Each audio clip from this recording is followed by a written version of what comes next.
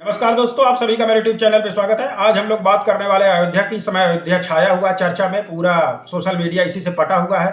कुछ लोग अयोध्या वासियों को गद्दार कह रहे हैं, कुछ लोग उनके समर्थन में बात कर रहे हैं। सत्ता पक्ष वाले कह रहे हैं कि जो लोग राम के सगे नहीं हुए, माता सीता के सगे नहीं हुए, वो लोग योगी और मोदी के क्या सगे होंगे। वहीं दूसरी तरफ लोग कह रहे हैं कि जो लोग अयोध्यावादियों का समर्थन कर रहे हैं, विपक्ष के लोग कह रहे हैं, वो लोग कह रहे हैं कि भैया ये लोग असली राम भक्त हैं, अंध भक्तों की यहाँ पर हार हुई है।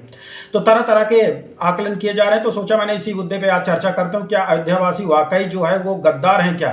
तो इस मुद्दे पे अगर आप चर्चा करोगे तो अयोध्या को लेकर के भी पिछले 6 महीने से बहुत अच्छी अच्छी तस्वीरें बनकर आई हैं। वहाँ पे भव्य राम मंदिर का निर्माण हुआ, उसके बाद 22 जनवरी को वहाँ प्राण प्रतिष्ठा हुई, देश दुनिया के लोग आए, अयोध्या का बड़े स्तर पर विकास हुआ। वहाँ बहुत बड़ा एयरपोर्ट बना, रेलवे स्टेशन बना, हाईवे से चारों तरफ से जोड़ा गया, बड़े बड़े होटल और रेस्टोरेंट खुले, बाहर के भी उद्योगपति वहां पर आए, सरयू घाट का कायाकल्प हुआ, पूरे अयोध्या का विकास हुआ। ये माना जा रहा है कि उत्तर प्रदेश में पर्यटन का सबसे बड़ा केंद्र जो है अयोध्या बनेगा।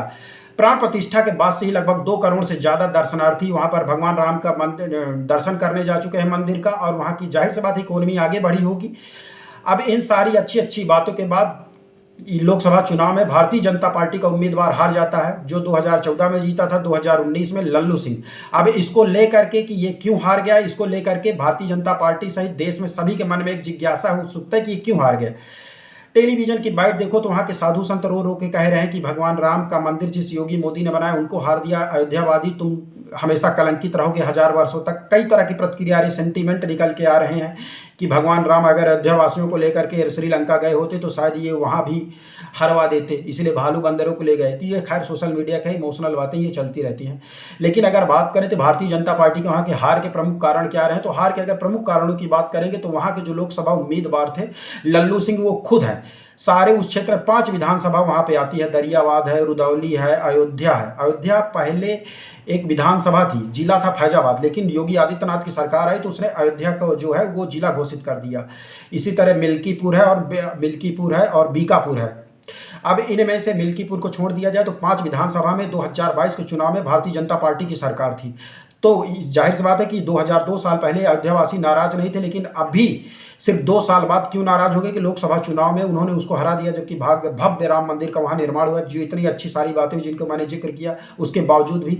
तो लल्लू सिंह का व्यवहार बहुत अच्छा नहीं माना जाता था, कहीं ना कहीं उनके अंदर एरोगेंस आ गया था, विधायक सारे उनके खिलाफ थे और उन्होंने एक गलत भाषण दे दिया। उन्होंने भाषण दे दिया कि अगर संविधान बदलना है तो 400 सीटों की जरूरत होगी, 272 की नहीं होगी। तो इसको लेकर के विपक्ष जो कि अखिलेश यादव, उसने जाति राजनीति पर समीकरण पर जिन्होंने अपनी इस समय पूरा चुनाव लड़ा, पीडीए, पिछड़ा, दलित और अल्पसंख्यक के आधार पे, उन्होंने ये मैसेज दिया कि अगर इनकी सरकार आ गई तो ये आरक्षण खत्म कर देंगे, संविधान खत्म कर देंगे। अब ओबीसी, एससी, एसटी वर्ग कहीं ना कहीं उसको आरक्षण से एक लगाव होता ही है, क्योंकि उनकी आर्थिक सामाजिक स्थिति सुधार करने का आरक्षण एक बड़ा साधन माना जाता है। भाई गरीब आदमी की जिंदगी में बदलाव का सबसे बड़ा साधन तो वो होता है।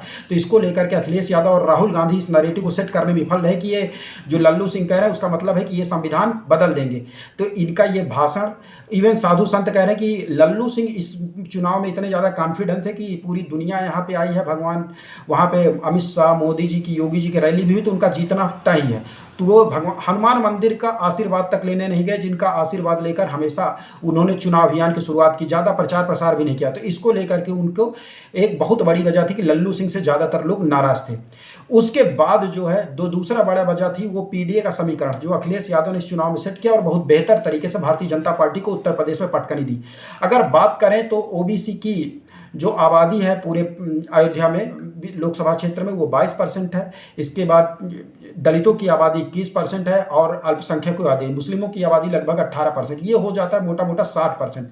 सवर्ण सिर्फ 29% वोट है। तो जिस हिसाब से आरक्षण को लेकर के अखिलेश यादव ने एक माहौल बनाया, एक कॉन्सेप्ट बनाया, उसको लेकर के भारतीय जनता पार्टी बैकफुट पे आई और सारा जो वोट पड़ा कहीं ना कहीं वो एक मुश्त वोट जो है आरक्षण और इसको लेकर के उम्मीदवार के ऊपर पड़ा, सपा उम्मीदवार के ऊपर, जो खुद 5-7 बार लगभग विधायक रहे हैं अवधेश पासी करके। तो उनको सारा वोट एक मुश्त गया, जिसकी वजह से जो जातीय समीकरण बैठा वो हिंदू आस्था पे भारी बैठा। और अगर वोटों की बात करें तो लगभग 5,54,000 मत मिले थे अयोध्या पासी को, जो समाजवादी पार्टी के उम्मीदवार थे। 4,99,000 करीब लल्लू सिंह को मिले, लगभग 54,000, 54,000, 55,000 से उनकी हार हुई है।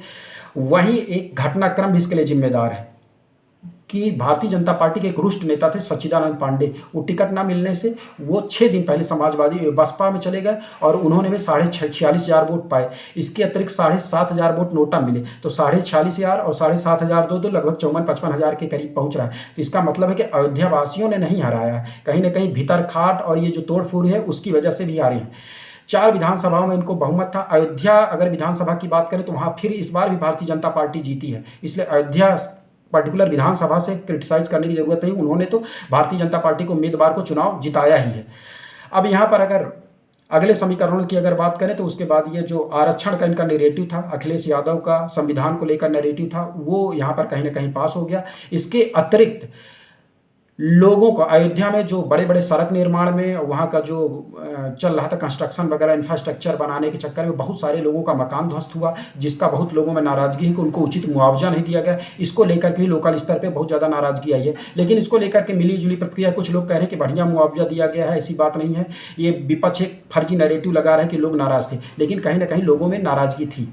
लेकिन जो ये सच्चिदानंद का वापस जाना, नोटा का वोट जाना, लल्लू सिंह का व्यवहार था, ये भारतीय जनता पार्टी की हार की वहाँ एक बहुत बड़ी वजह थी। खुद अयोध्यावासी बहुत ज़्यादा इससे आहत हैं, लेकिन अगर बता दें कि अगर सच्चिदानंद पांडे, नोटा का वोट जोड़ दिया जाए, लल्लू सिंह की अगर गलत बयानबाजी और व्यवहार को अगर हटा दिया जाए तो भारतीय जनता पार्टी वहाँ से चुनाव जीत जाती थी। इसलिए अगर लोगों का ये आरोप है कि अयोध्यावासी जो है वो गद्दार है, तो ये गलत है, गलत नहीं है। कहीं ना कहीं एक जातीय समीकरण है। लोगों में आरक्षण को लेकर के जो मैंने बताया कि प्रेम होता है, तो वो कहीं कोई गलत नहीं है, वो स्वाभाविक से बात है, उसको लेकर के भी हो सकता है।